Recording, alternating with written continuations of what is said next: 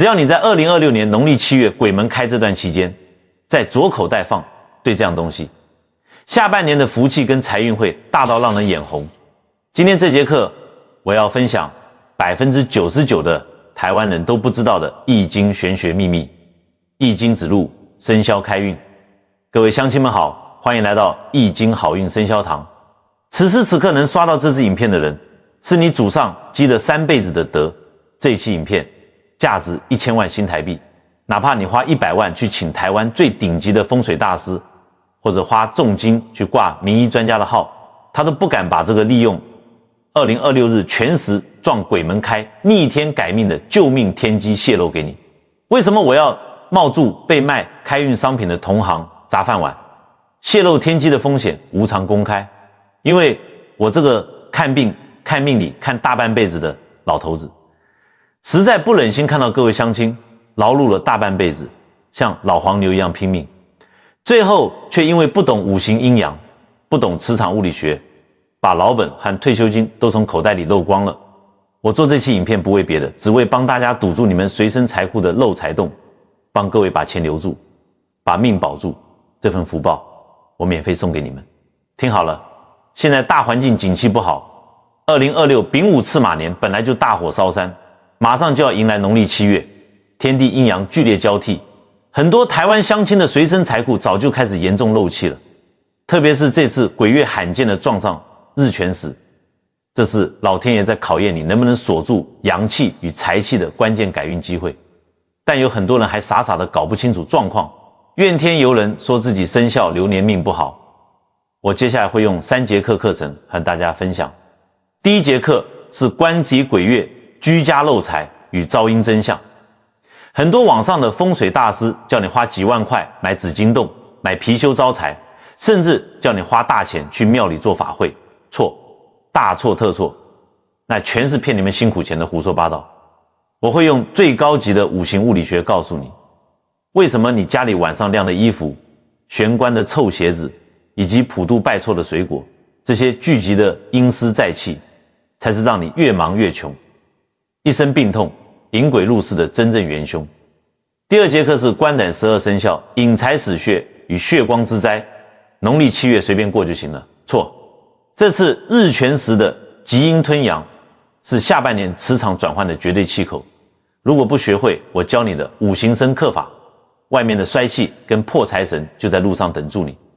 做对了，这极阴磁场就能变成你的人体聚宝盆。做错了，特别是最凶险的那3个生肖，财神爷看到你掉头就跑，甚至会引来要命的血光死劫。第3节课是观血、零门槛、护体与财库救命阵法。别再浪费钱买昂贵的开运法器了，我会教你在出门前放一招只要厨房里2样小东西就能搞定的实体防护罩，并公开12生肖下半年的专属本命防护财色。它能瞬间锁住你随身财库的阳气，治好你的五行虚寒，让你下半年的事业与横财发生翻天覆地的变化。为了确保每位乡亲都能听懂做对，我把这3大风水死罪禁忌和布阵秘诀全都讲得明明白白。这期影片你一定要看到最后1秒，拿笔记下来。各位乡亲不用担心年纪大听不懂记不住，而最关键的12生肖运势和实操重点我都放在后面详细讲，也给各位做好了保姆级的总结。好了，我们开始上课。第1节课天机外泄篇，错过等60年。2026鬼门开为何罕见撞正日全食？极阴吞阳之下，你全家的阳气还守得住吗？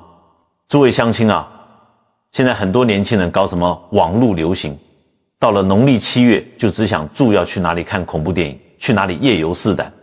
我跟各位讲，胡闹，简直是瞎起哄。在我们懂易经、懂中医、看透天地造化的人眼里，2026年的农历7月根本不是用来凑热闹或开玩笑的，这是一个天机流转、生死交关的极端月份。如果你们这群长辈还跟助年轻人瞎折腾，或者铁齿不信邪，那你就是拿自己和全家人的命在开玩笑。你们去翻翻农民历，看看2026年是什么年，是丙午年，天干的丙属火，地支的午也属火，而且是正南方的纯阳之火，生肖属马。这在玄学里叫次马年。紧接住隔年的2027年是丁未年，叫做红阳年。各位老哥哥、老侄子们，你们听过历史上最让人闻之色变的那个词吗？这就叫做赤马红阳节。诸位记住了，这是60年才轮回一次的大结束。什么叫赤马红阳节？就是火气冲天。这2年天地之间的气场就像是一个烧得通红的炼钢炉，大动荡、大洗牌啊！不管大环境的景气怎么变，落到我们普通人身上，就是气血翻涌、意外频传，财库被大火烧出破洞。但这还不是最可怕的，最可怕的是，当这股纯阳大火撞上了2026年的农历7月。农历7月是什么月份？在我们台湾的传统习俗里，7月初1鬼门开，地府的五主孤魂，也就是我们尊称的好兄弟，会重返阳间。在易经12辟卦中，农历7月进入了申月，天地间的阴气开始真正成型，往上涌动，这是一个极阴之气被释放的月份。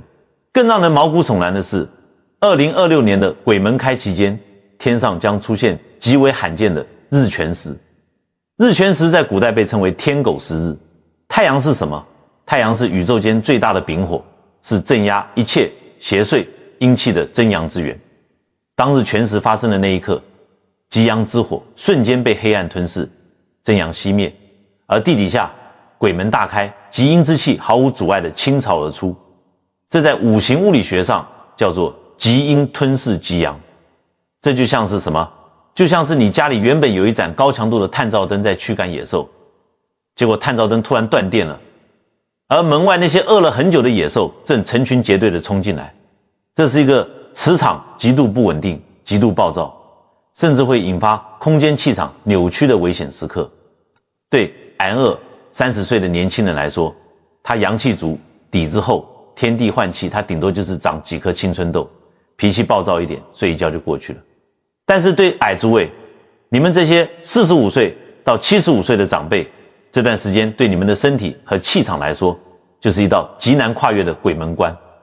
我在诊间里看过太多台湾中南部的乡亲，真的让我是恨铁不成钢，都50、60岁了，头发都白了一半，还在那边当劳碌命，整天心里盘算住，哎呀，我那个儿子在台北还买不起透天缺，我再去工地多接几个活，把老本拿去炒股，帮他凑头期款。哎呀，这摊生意我再盯一下，多赚一点留给孙子。我跟各位讲一个真实的案例。前阵子高雄来了一个60多岁的老大哥，一进门我一看他的脸色，印堂发暗发青，眼眶周围一圈黑气，整个人坐下来的时候，那个气是浮在半空中的。中医讲这叫阴气逼心，完全没有根。他一坐下来就急吼吼地问我，老师啊，人家说现在那个股票很好赚，我想把几百万的退休金全部砸进去，你看我这阵子的财运好不好？能不能大赚一笔？我当时手一搭他的脉，不用3秒钟，我直接就把他的手甩开，我指住他的鼻子骂，老大哥，你不要命啊？你摸摸你自己的脉，里面空空如也，外面火气乱窜，你的身体现在就像一个漏风的破高压锅，你还想去装金水，金子还没装进去，你这个锅就先砸了。我跟他说，你现在最大的问题根本不是没钱，是你那个阳气根本收不住。在赤马红阳节这种大火烧山，又碰上农历7月极阴煞气的月份，你还去冲，别人挖坑你就跳，你这是拿自己的棺材本去给人家当柴火烧啊。结果你们猜怎么住？他铁齿啊，他不听我的劝，觉得我这个老头子不懂现代金融，也不信什么鬼月煞气，回去没多久，钱不但被套牢亏了一大半，还因为每天盯盘，情绪大起大落，突发血压飙高，半夜进了加护病房，差点连命都没了。这就是不懂阴阳，这就是在乱搞。我跟各位讲，人到了45岁、50岁以后，你的身体、你的运势早就已经过了那个可以贪胜不知输的年纪了。年轻的时候，你的气是聚的，你摔一跤，爬起来拍拍土，隔天继续拖。现在呢？现在你是稍微吹点冷风，关节就痛半个月，稍微生点闷气，心口就痛好几天。你们的阳气防护罩已经变薄了，所以在2026年农历7月，这个日全食撞上鬼门开，阴气大乱的点，我在这里给你们定一个铁律，在极阴吞阳的结束面前，最好的风水不是冲，而是稳。什么叫稳？就是守住你的老本，守住你的这口阳气，别再去听人家说哪里好赚就往哪里跑，别再去瞎操心儿孙的事情。儿孙自有儿孙福，你把自己的身体顾好，顾好你的腰子，不给他们添乱，不生大病，花他们的钱，那就是给这个家积了天大的福报。听懂了吗？农历7月天地大换气，气要稳，千万别硬冲，把心定下来，把气收回来，这是保命的第一步。但光是稳住心态还不够，外在的煞气正在无孔不入地寻找破绽。我们台湾乡亲在农历7月有很多根深蒂固的生活习惯和普渡方式，自以为是在敬鬼神，其实根本是在引鬼入室。接下来一堂课，我要毫不留情地戳破这些台湾人最常犯的鬼月死忌，这3大盲区。如果你们家还在做，等安琪是亲手把家里的防护罩砸烂，让好兄弟把你的财库吃干抹净。到底玄关不能放什么，晚上不能做什么，普渡供桌上又绝对不能出现哪3种致命水果，在后面的课程我会手把手一步一步教大家怎么在农历7月布下这个生肖暗财位的大局。但在这之前，我需要各位乡亲先做一个非常重要的动作，这不是迷信，这是易经理学中的念力共振与宇宙磁场调频。如果你真的下定决心要在下半年翻转运势，想要接住鬼月转换的这股强大天地之气，我邀请大家现在就在影片下方的留言区恭恭敬敬地打上这8个字：顺天应时，生肖破局。这8个字绝对不是随便留个言这么简单，这是你透过文字向天地宇宙立下的一个善念与宣告。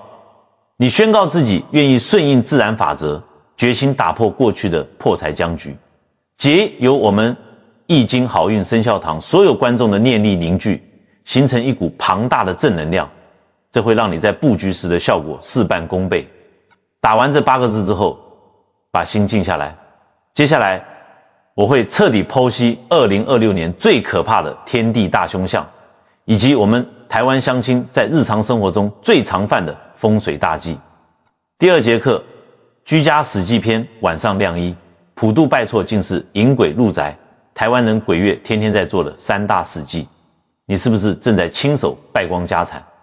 各位乡亲，我们把心沉下来，接住往下讲。第1节课我已经把2026年日全食撞上鬼门开的极阴吞阳大凶相给各位剖析得清清楚楚了。大环境的气场就像是一场无形的超级台风，正在你家门外呼啸。但是很多人会有一种错误的心态，觉得老师啊，既然外面的煞气这么重，那我农历7月这整个月都躲在家里不出门，总可以了吧？只要我不去惹那些好兄弟，飞门总不会来找我麻烦吧？如果你脑子里现在是这个想法，我拜托你马上把这个念头给我掐断。你以为躲在家里就安全了？我这个老头子在台湾看风水看命理几十年，我告诉你一个残酷的真相，农历7月会出大问题，破大财。生重病的人有 80%都是因为他们在自己家里亲手把防护罩给砸了。我们台湾乡亲生性善良热情，每到农历7月，家家户户都在准备中元普渡，心里充满了敬畏。但是你们那些从老一辈传下来或者自己想当然尔的生活习惯，有很多根本是大错特错。在我们懂物理风水的人眼里，你们这不是在敬鬼神，你们这是在开门一道，是在引鬼入室。在极阴之气大爆发的农历7月，有3大居家死忌，你只要犯了其中一条，外面的阴气就会像找到破洞的管子一样疯狂地灌进你家，到时候财神爷被吓跑，穷神跟病气死死黏住你全家。大家对号入座，看看自己或家里的牵手太太有没有在做这些傻事。如果有，看完这支影片马上给我改掉。第1大死忌，晚上阳台晾衣服，这叫人行空壳招阴煞。台湾的夏天闷热，很多长辈特别是家里的老妈子，白天要带孙子要煮饭，忙了一整天，习惯在晚上吃完晚饭洗完澡之后才把全家人衣服拿去洗衣机洗，然后半夜晾在阳台。你们觉得这只是生活习惯，对不对？我告诉你，胡闹，这在农历7月是绝对不可饶恕的死忌。我们用五行物理学来拆解给你们听。衣服是什么？衣服是按照我们人的身形做出来的。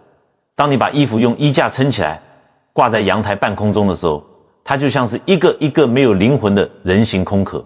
农历7月，地府门开，那些被放出来的好兄弟，匪们是纯阴之气，最怕什么？最怕白天的太阳真火。所以白天匪们躲在阴暗的角落，到了晚上子时深夜11点过后，阴气最盛的时候，匪们才出来活动。这些好兄弟在外面游荡，觉得冷，觉得孤单。这时候匪们经过你家阳台，看到一整排随风飘荡的人形空壳，这对匪们来说是什么？这就是现成的避风港啊！匪们的阴气会立刻附注钻进这些衣服里，这在玄学上叫做寻找依附。结果呢，隔天早上你把衣服收进来，甚至有些衣服还没完全干透，带住一股阴湿的霉味，你就把它穿在身上。这叫什么？这叫阴气穿身。你以为你只是穿了一件衣服，大错特错。那股附注在衣服上的阴寒之气，会直接顺住你皮肤的毛孔，钻进你的五脏六腑。这就是为什么很多长辈一到农历7月就莫名其妙觉得骨头酸痛，像是有冰水在骨缝里流，或者本来血压控制得好好的，突然就头晕目眩，胸口发闷。这根本不是冷气吹太多，这是你亲手把煞气穿在了自己身上。我给你们定一个铁律，农历7月期间，所有的衣服必须在太阳下山之前收进屋内。如果白天真的没时间洗，晚上洗完千万不要晾在室外，宁愿花点电费在室内用除湿机或烘衣机烘钱，你省那一点电费，最后都要拿去医院交医药费，划算吗？第二大死忌，鞋子乱踢堵玄关，这叫浊气封门，财神转身。我们来看看台湾很多家庭的大门口，铁门一打开，玄关的地方鞋子横七竖八的乱丢，有时候还散发出一股酸臭味。甚至有些住公寓大楼的乡亲，为了贪图方便，把鞋柜和臭鞋子全部堆在楼梯间、大门外。诸位乡亲，你以为这只是不卫生吗？在风水学里，大门和玄关是你家这个房子的气口，就跟人的嘴巴和鼻子一样，你家的财气、福气、贵人气全部都要从这个气口进来。鞋子是什么？鞋子是你每天踩在马路上、踩在泥土里的东西。外面的马路有多少痰、多少脏水、多少负能量。农历7月阴气重，外面的地上更是布满了阴湿的浊气。你穿住这双鞋在外面走了一天，鞋底早就吸满了最底层的晦气。你回到家，把这双充满浊气和臭味的鞋子直接堵在你家的气口上，这在物理风水上会产生什么化学反应？第一，财神爷最爱前进，最爱清香，非本来要进你家门赐福给你，一到门口闻到这股死尸般的浊气，看到一堆挡路的鞋子，财神爷摇摇头，直接转身去别人家了，这叫断财路。第二，好兄弟最喜欢什么味道？匪们是阴界众生，最喜欢的就是这种阴暗、潮湿、腐败的浊气。你把鞋子乱丢在门口，等挨是在你家大门口点了一盏照阴灯，告诉那些好兄弟，这里的磁场跟你们很合，快进来坐坐。这就是为什么很多家庭一到农历7月，家里就莫名其妙一直坏东西，水管漏水，电器罢工，或者家人之间脾气变得异常暴躁，动不动就吵得掀屋顶。因为你家的气场已经被外来的阴煞给污染了，所以赶快去把你家的玄关清前进。不穿的鞋子立刻收进有门的鞋柜里，鞋底的泥土在门外就先蹭前进。玄关一定要保持明亮，可以点一盏长明灯，气口前进了，你家在农历7月才能百毒不侵。第三，大死忌，普渡供桌，拜错水果，这叫特定阴平，引鬼吃财。讲到这个，我真的是气不打一处来。台湾乡亲最重视中元普渡，到了7月半，不管是社区大楼还是自家门口，家家户户都摆出满满一桌的丰盛贡品，3生4果、泡面罐头，诚意十足。普渡是慈悲，是法布施，这绝对是好事。但是你们看看那些供桌上的水果，很多人根本是乱拜一通。我常看到有些阿公阿嬷去菜市场看到什么水果漂亮就买什么，供桌上赫然摆住香蕉、梨子，甚至还有人放凤梨。我问他们为什么拜这个，他们说老师啊，凤梨叫旺来嘛，我希望拜完之后家里生意旺旺来啊。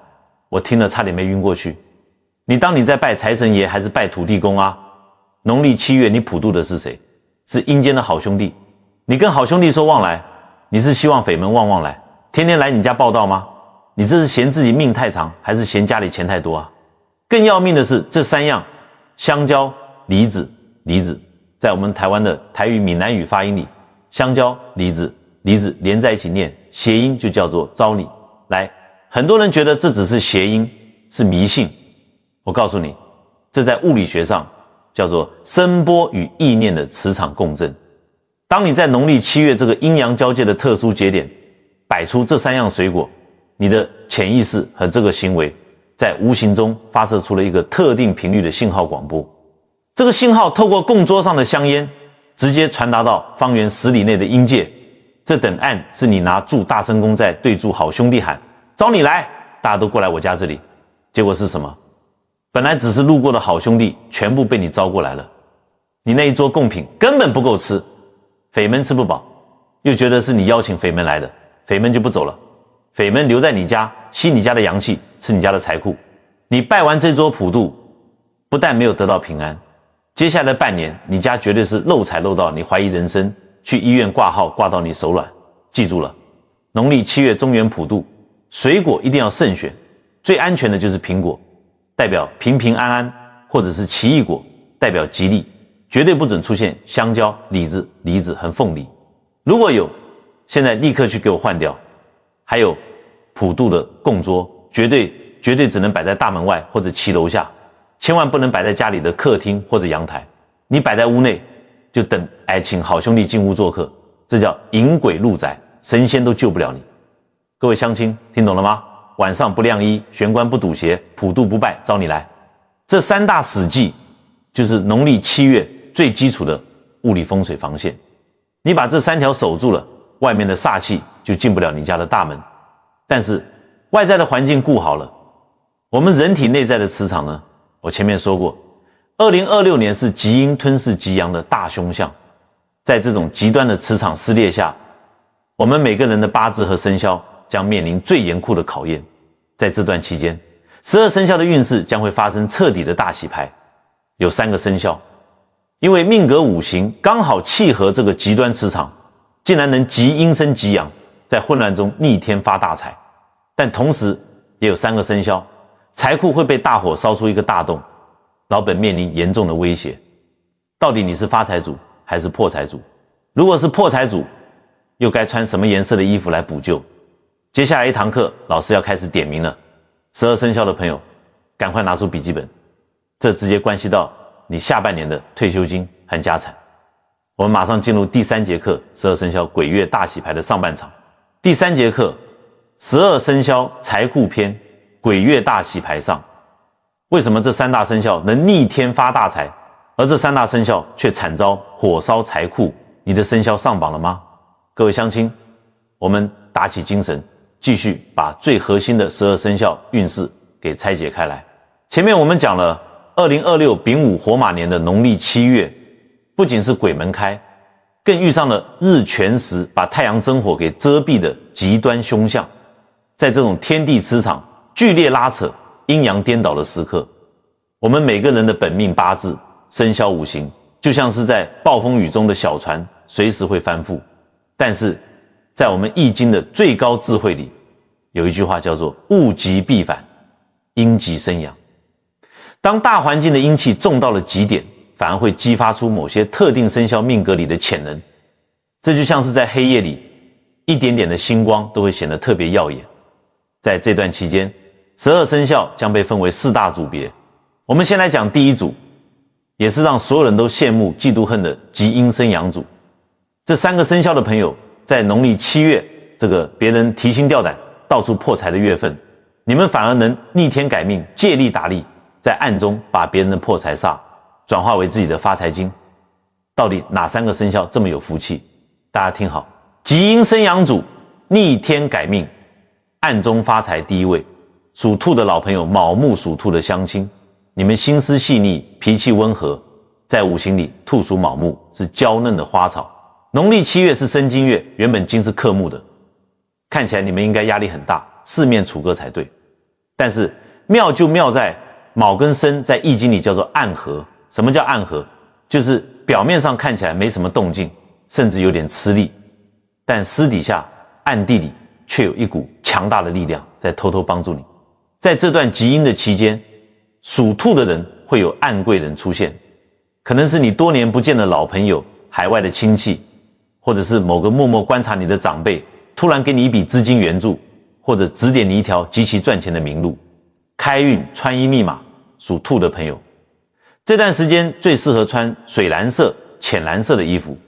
水能生木，用水来润滑金与木的摩擦，让你在这场大乱局中隐身闷声发大财。第二位，属羊的老朋友，未土属羊的长辈，你们平时总是像个老妈子一样，为了家庭任劳任怨。羊在五行属未土，这是一块极度乾燥的燥土。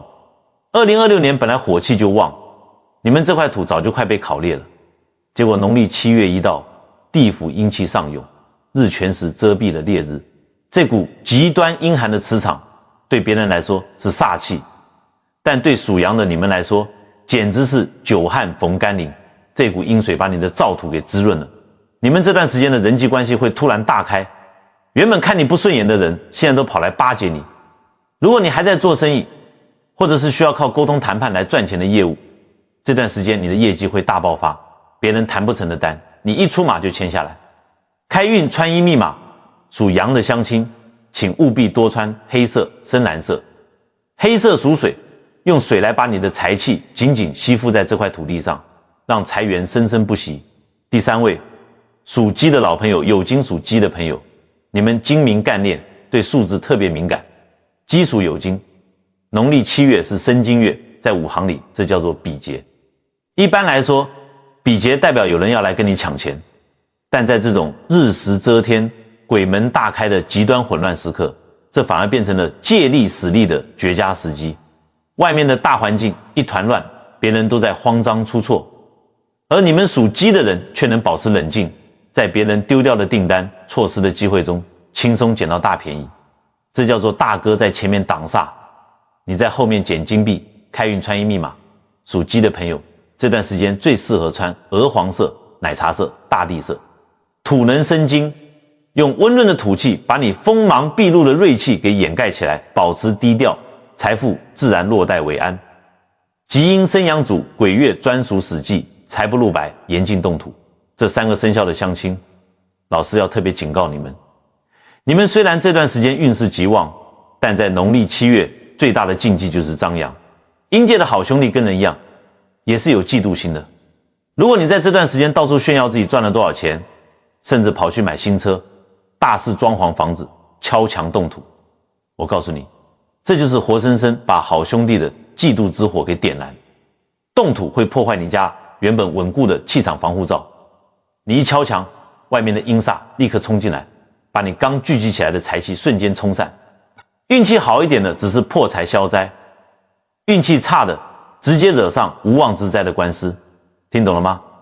这段时间赚了钱就偷偷存起来，低调过日子。讲完了发财组，接下来我们要讲第2组。这一组的老朋友，你们可就要打起12万分的精神了，因为你们在农历7月将面临极其严重的火烧财库危机。火烧财库组，财气中断，老本流失，这组的生肖，你们的命格或多或少都极度依赖火的能量来生财。但在2026年农历7月，日全食把最大的太阳真火给遮蔽了，你们的能量源头被瞬间切断，财库的防护网直接崩塌。第4位，属马的老朋友，午火属马的乡亲，你们本身就是午火，脾气直，冲劲足。你们本来是跟助太阳一起发光发热的，结果日全食一来，太阳黑了，你们瞬间失去了方向感。这段时间，你们的判断力会出现严重的盲区，原本觉得稳赚不赔的投资，现在全成了地雷，或者是那些来路不明的群主报名牌，推销什么高报酬理财产品。你们平时那么精明，这段时间却像中了邪一样，别人说什么你就信什么，这在我们玄学叫阴气蒙心。一不小心半辈子的退休金就全投进诈骗集团的口袋里了。开运穿衣密码，属马的朋友绝对禁止再穿大红色，你们必须穿土黄色、卡其色、咖啡色、火生土，用厚实的大地色系把你们那些狂躁、不切实际的贪念给吸收掉，让你冷静下来。这件土色衣服就是你财库的刹车皮。第五位，属狗的老朋友，戌土属狗的长辈，你们最重感情，最爱超凡家里大小事。狗在五行属戌土，这是一个里面藏住火星的火库。日全食把天上的火遮住了，你们心里的那个火炉也跟住熄灭，变成了一团闷气。这段时间，你们的肠胃系统会大罢工，动不动就胃食道逆流、胀气。但最严重的还是财运，你们极容易因为家人、儿女的问题而大笔破财。可能是儿女在外面闯祸，要你拿钱去平息，或者是孙子生病要花大钱，这叫情绪勒索型的破财。你拿钱出去还满肚子委屈。开运穿衣密码，属狗的朋友请务必穿纯白色、银灰色，白色属金，土生金。在中医里，金主速降，穿上白色能帮你把这股憋在胃里的闷火给排放出去。你脾气顺了，儿女自然就不会来烦你，你的老本也就保住了。第六位，属牛的老朋友，丑土属牛的乡亲，你们就像一头老黄牛，这辈子都在为别人辛苦，为别人忙。牛属丑土，而且是极度阴寒的湿土，你们本来就需要太阳的阳光来温暖这块泥土，结果农历7月阴气极重，日全食又把阳光给没收了，你们整个人会陷入一种极度负面、抑郁的情绪里，觉得全世界都对不起你，觉得自己辛苦一辈子什么都没得到。这种湿毒郁结的情绪在风水上是最赶克的，你整天拉长住脸，生闷气，财神爷就算本来要送钱给你，看到你这副衰相也吓得绕道走。因为脾气失控，你这段时间极容易跟人起口角，最后还要赔钱了事。开运穿衣密码，属牛的朋友同样请穿白色、纯银色，用金属的锐器来劈开你心中郁结的湿泥巴，开一个排气孔，把负能量泄出去，心情开朗了，财运才会回转。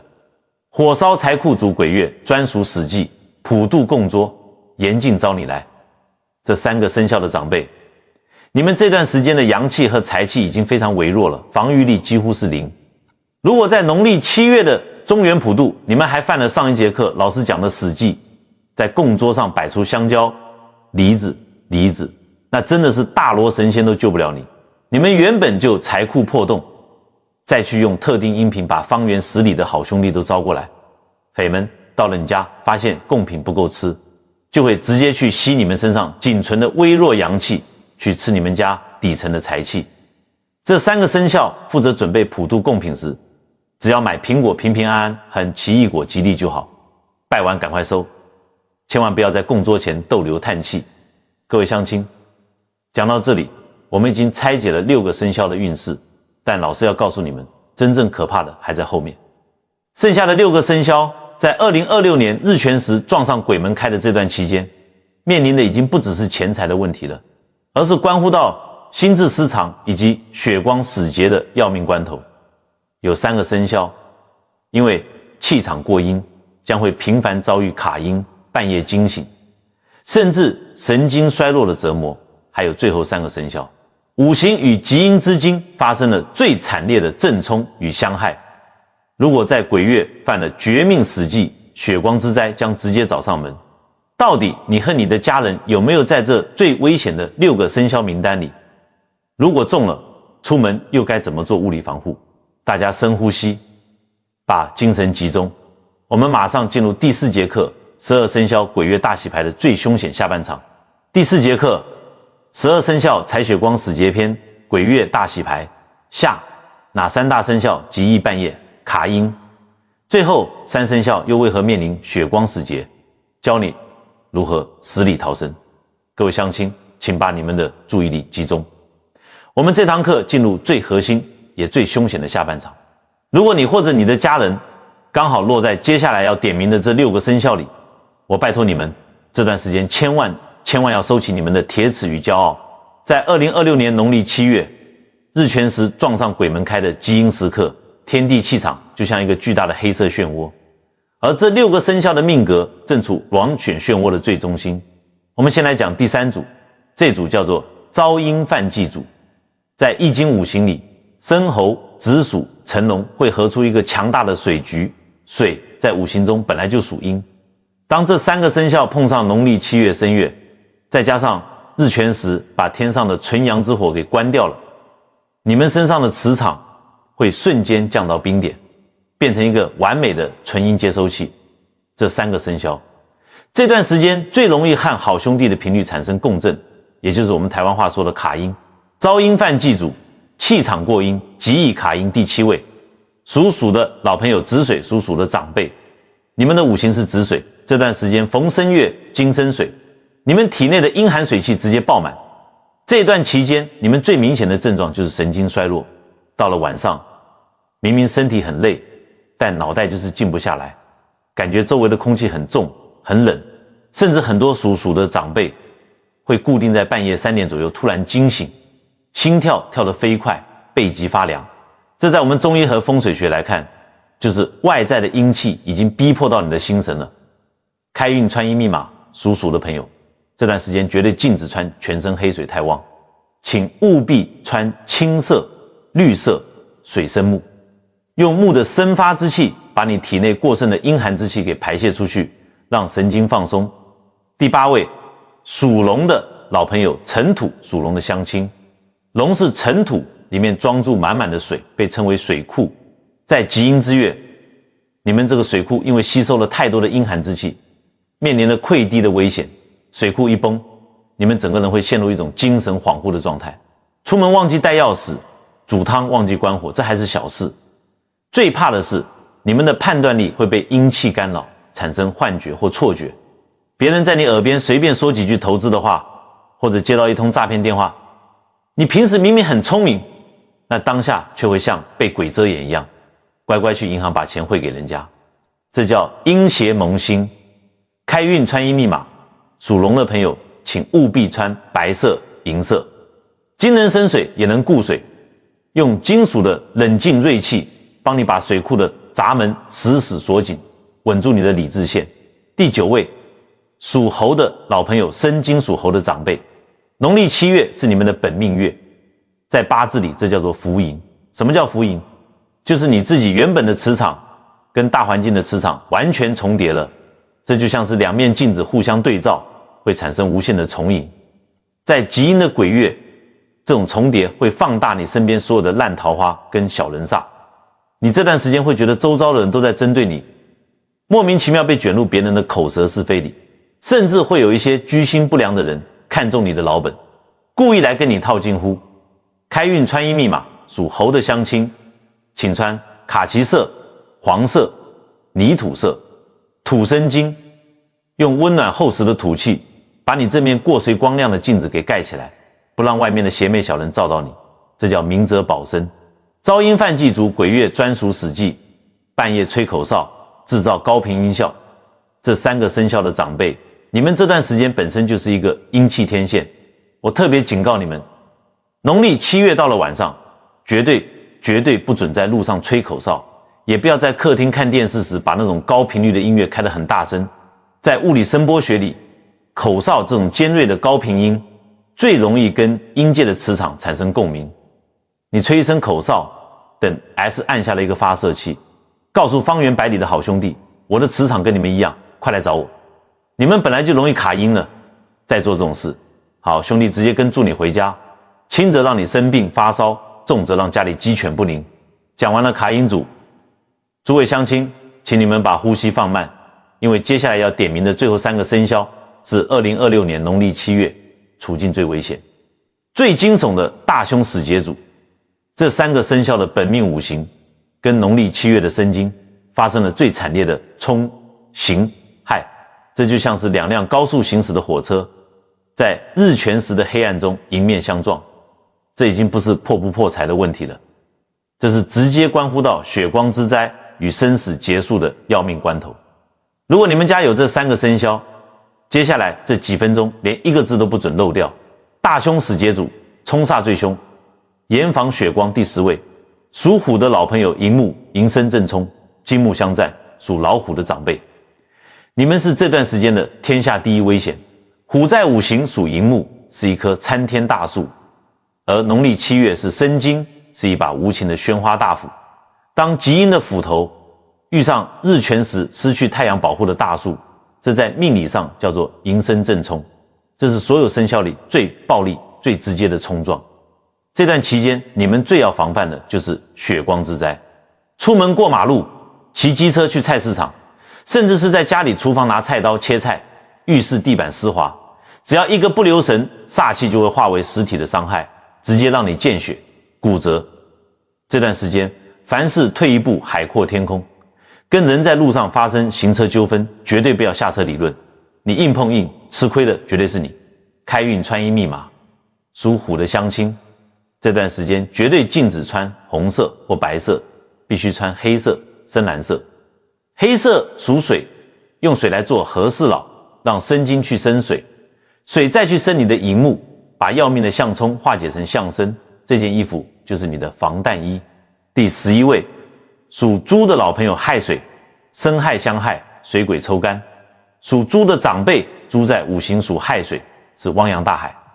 表面上看，金生水好像是好事，但在农历7月极阴与日全食的组合下，这叫做生亥相害。什么叫相害？就是别人在背后捅你一刀。这个月你将面临极其严重的信任危机和被背叛的风险。这种背叛往往来自你最亲近的晚辈、最信任的老友，或者是那个看起来最正派的理财专员。他们会用一个听起来完美无缺的理由，把你半辈子辛辛苦苦存下来的老本连根拔起，抽得一乾二净。这种精神上的打击会让你瞬间崩溃，引发严重的中风或心肌梗塞。开运穿衣密码，属猪的朋友请穿浅绿色、薄荷绿。水生木在你这片快要被污染、被抽干的汪洋大海中，种下一棵充满生机的绿树，转移相害的煞气，为自己留下一线生机。第12位，属蛇的老朋友巳火，巳申刑合，极限爆破，属蛇的相亲。蛇属巳火，你们本来是跟太阳丙火同属一脉的，结果2026农历7月日全食直接把太阳给遮蔽了，你们失去了最大的靠山。而巳跟申在八字里叫做刑合，这是一种极度纠结、爱恨交织的破坏力。失去太阳保护的你会被极阴之精反噬，你们这段时间身体的警报器会全面响起，特别是心血管、心脏、血压的问题。只要稍微受到一点刺激，或者跟人起一点口角，脸色瞬间涨红，心脏就像被一只冰冷的手给捏住一样，喘不过气来。不仅如此，还极易惹上官司纠纷，莫名其妙被告上法院，这叫内外交煎，极限爆破。开运穿衣密码，属蛇的朋友绝对禁止穿大红色，请穿大地色、棕色、卡其色、火生土，用大地来包裹住你这团快要失控的微弱火苗，把煞气导入地下，稳住你的心脉，保住你的老命。大凶死劫主鬼月，专属死忌，严禁进水，拍肩绝对不准回头。虎、猪、蛇这3个生肖的长辈，你们在这段时间的阳气已经薄如蝉翼，防御力见底了。老师在这里下最后通牒，农历7月期间，你们绝对禁止去海边、溪边、河边任何有天然水域的地方。水本来就属阴，这段时间更是水鬼抓交替最凶猛的时候。你们气场这么弱，去了水边，就像是在黑夜里举住火把，告诉水里的煞气：我来了，快来抓我。还有一个台湾人常犯的致命动作，如果晚上你走在路上，听到背后有人叫你的全名，或者感觉有人拍你的肩膀，千万不准只转头过去看。我们人的双肩和头顶各有一把代表元神的阳火，你猛然一回头，那个阴风就会把你肩膀上的阳火给吹灭。阳火一灭，好，兄弟直接上升。如果真的听到声音，请你停下脚步，深呼吸，让整个身体连同脚步一起转过去，这样你的3把火才不会熄灭，邪气才不敢靠近你。诸位乡亲，12生肖的大洗牌与救命穿衣密码，我已经毫无保留的全部交给你们了。这份名单请你们务必记在心里，帮你们的家人、儿女都对照一遍。但是防御做得再好，衣服穿得再对，我们总有百密一疏的时候，特别是那些必须要出门看病、去医院或者无可避免要参加告别式的长辈，你们等更是直接走进了阴气最重的大本营，光靠衣服的颜色是挡不住的。在这种日全食撞上鬼门开的吉凶之月，我们必须要有一个能够随身携带、零门槛，而且力量强大到足以弹开一切阴煞的实体防护罩。接下来这堂课，我要教你们道家最正宗，不需要你花几万块去买开运物，只要走进你们家厨房就能做出来的物理化煞法宝。出门前把它放在左边口袋，就能死死锁住你全家的阳气与下半身的财库。到底是什么神奇的阵法？准备好笔记，我们马上进入第5节课，为你打造终极防护罩。第5节课护体神阵篇，医院丧礼阴气太重不敢去，出门左口袋到底要放哪样厨房神物，才能瞬间死死锁住阳气与下半身财库？各位乡亲，我们把心收回来，进入这堂保命实操课的最关键环节。前面几节课，我把农历7月的居家史记，还有12生肖该怎么穿衣防护，怎么避开血光之灾，都讲得非常透彻了。你们只要乖乖照做，这60年一遇的日全食撞鬼门开大凶相，你们就算平安跨过去了一半。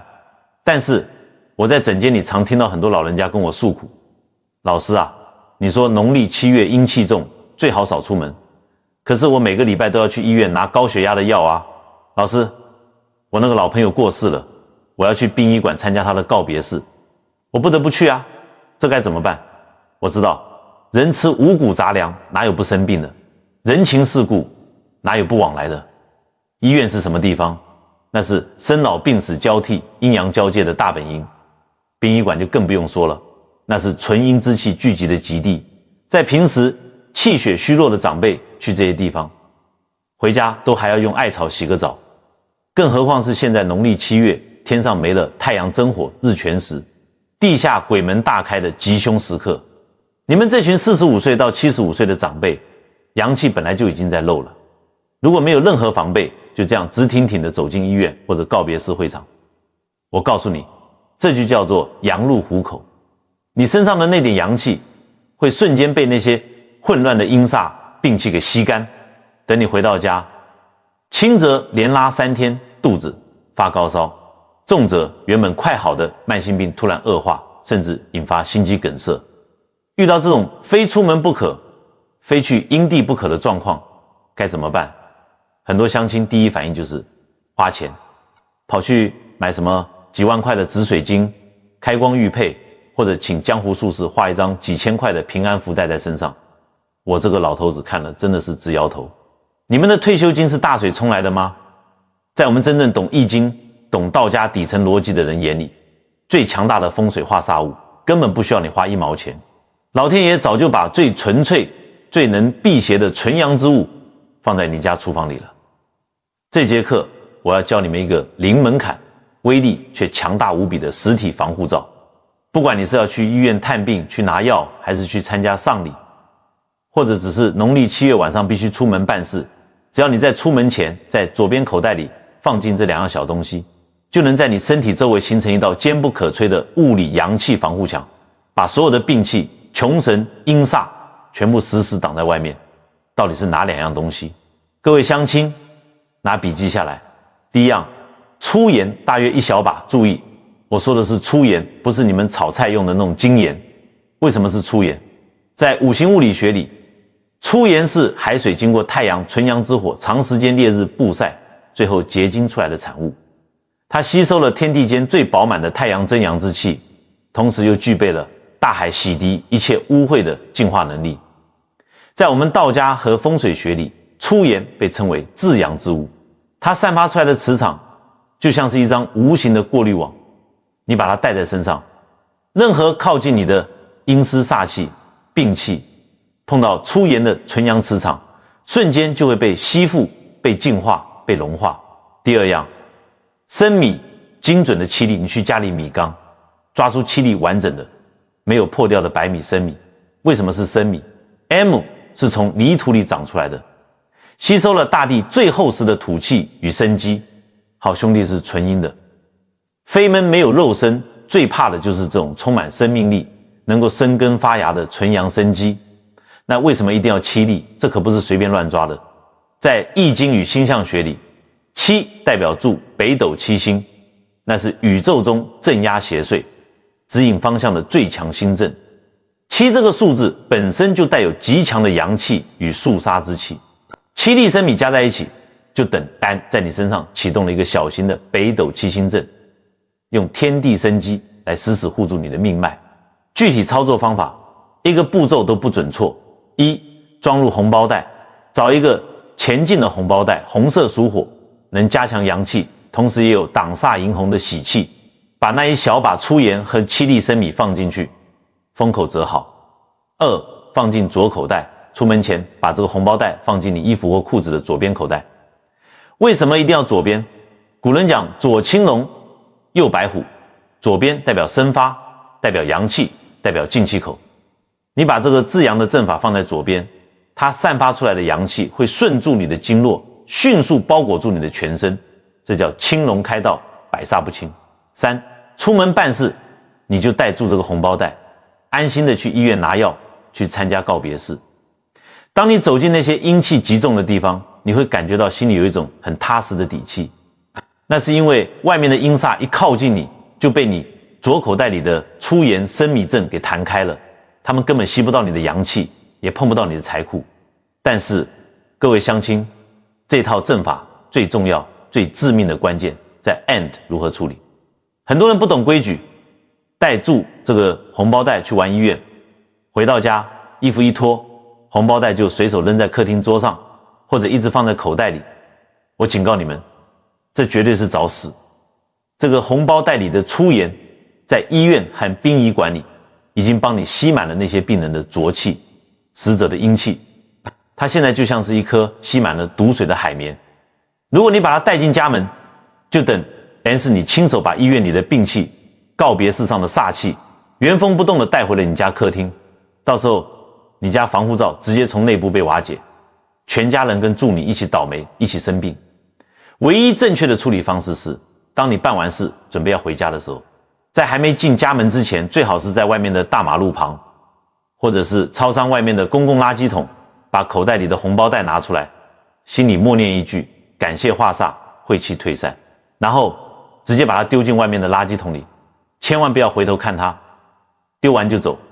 如果你是自己骑车或开车，请在回家路上找个便利商店把红包袋丢掉，再进家门。这在玄学上叫做过桥抽板，煞气留外。那些生米跟粗盐绝对不准拿来煮饭或者泡水喝，那上面全是阴毒，吃下去你马上就得去急诊室报到。各位老朋友，这就是我们道家千古不传的偷天换日、粗盐生米护体阵，不用花你1分钱，用的全是符合五行物理学的天然能量。在2026年农历7月这个极度危险的月份，只要你出门觉得心里毛毛的，或者必须要去气场不好的地方，把这招用出来，它能保你一路平安，时时锁住你下半身的财运与阳寿。但是诸位乡亲，老师今天讲到这里，已经把术法、禁忌、生肖、运势能教的全部掏心掏肺教给你们了。这些东西在我们玄学里叫做术，是用来保你们一时平安的手段。如果你们想真正把这份福气给留住，甚至想把这份好运变成世世代代护佑你们家族的能量，你们必须听进这最后一堂课的终极心法。为什么有时候你明明衣服穿对了，红包袋也带了，却还是觉得心里不踏实？因为你少做了一件农历7月最重要的事情。这件事情做对了，比你去庙里烧10万块的金子还要有效100倍。到底是什么终极心法？大家把心定下来，我们马上进入接下来一堂课，老师傅的救命总结，第6节课，终极改运篇。为什么带了化煞物还是觉得心里发毛？农历7月必做的终极法布施到底是什么？竟能帮子孙积攒世世代代无量福报。各位乡亲，各位老哥哥老侄子，我们这堂漫长但绝对能救命的课终当来到了最后的尾声。今天这一路讲下来，从2026年日全食撞上鬼门开的天地大凶相，讲到家里不能晾衣服，玄关不能堵臭鞋子的居家死忌，接住又把12生肖谁会发财，谁会破财，谁会面临血光之灾，全部拆解得清清楚楚，最后还教了你们出门必带的出延生米护体阵。我这个老头子可以说是耗尽了心血，把肚子里压箱底的钱货天机全部掏出来给你们了。我的语气可能有些重，甚至骂了人，但我知道你们都是有生活阅历的人，你们听得懂好赖话。我不严厉一点把你们敲醒，你们还要继续铁齿，继续拿自己和家人的命去赌。但是到了我们这个岁数，大家心里都跟明镜似的。我们年轻时候争了一辈子，求了一辈子，最后求的是什么？不就是求个生安，求个家和，求个子孙顺遂，求自己老了不要躺在病床上拖累儿女吗？前面教你们的五行穿衣、口袋阵法、避开普渡禁忌，这些在我们道家和玄学里叫做术。术是用来保你们一时平安的手段，是外在的防护罩。可是如果你们想真正把这份福气给留住，甚至想把这份好运变成世世代代护佑你们家族的能量，你们必须听进这最后一段心法。这也是所有风水易经的最高境界，心。很多长辈朋友常问我，老师啊，我也穿对颜色了，也带出延红包袋了，为什么有时候觉得心里还是不踏实，还是会莫名其妙觉得慌？我告诉你，因为你少做了一件事，这件事在我们传统修行里叫做法布施。最好的风水其实是人心啊。你们想想，你身边有没有那种老朋友、老同学，身体本来就不好，家里还一堆烂事，整天愁眉苦脸，他可能根本不知道2026年农历7月遇上了日全食遮蔽太阳的极阴煞气，结果在这段极度危险的期间，他随便穿了一身跟自己生肖相克的衣服，晚上还傻傻的把衣服晾在阳台招阴，去医院探病也没带防护阵法，最后呢血压一飙，直接进了加护病房，或者被诈骗集团把退休金全骗光了，全家陷入绝境。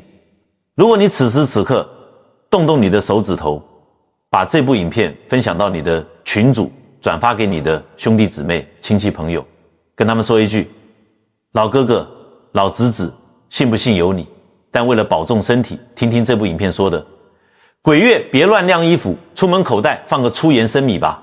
就因为你这一个转发的动作，你的一句话可能就帮他挡住了一个生死大坎，让他少生了一场大病，少破了一笔大财，甚至救了他一条命。这叫什么？这在佛家跟道家里叫做无量阴德，救人一命胜造7级浮屠。你救了他，这份无形的功德去哪里了？老天爷的账本记得很清楚，这份善念与福报会全部回向到你的身上，回向到你儿女孙子的身上。这份阴德积攒下来，比你花几千万买一栋透天厝留给孙子还要珍贵。因为房子会老旧，财富会贬值，但阴德会形成一个巨大无比的正能量磁场，护佑你的家族世世代代平平安安，无灾无难。这才是农历7月我们台湾人普度众生、慈悲为怀的真正精神所在。话讲到这里，该懂的乡亲都懂了。我不求别的，只求这份善念和正能量能传得更远，让更多台湾的长辈能平安度过这个多事之秋。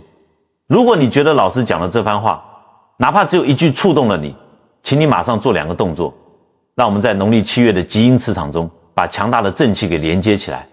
如果你不想错过下半年任何一次翻身转运的机会，请用你发财的金手指，现在立刻完成以下3个动作。第一，按赞并订阅易经好运生肖堂，并且一定要开启旁边的小铃铛。我每一期都会根据当下的节气，为大家解密最实用、最直接的12生肖开运玄机。你少看一期，可能就错过了一个避开破财灾祸的关键情报。